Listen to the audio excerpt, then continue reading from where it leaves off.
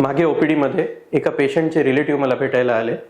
त्यांनी विचारलं की आजीला टर्मिनल कॅन्सर झाला आहे आणि ऑलमोस्ट फार आपल्याकडे वेळ बाकी आहे असं वाटत नाही त्यांना बघून, आणि खरोखर त्यांची कंडिशन खराब होती.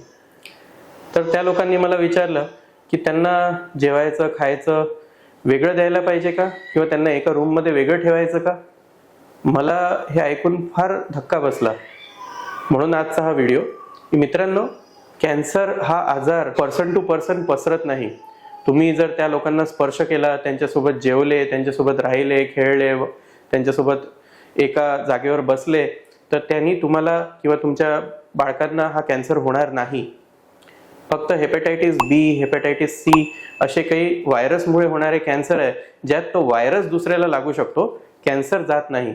त्याच्यामुळे अशा लोकांना तुम्ही स्वतःपासून दूर नका करू.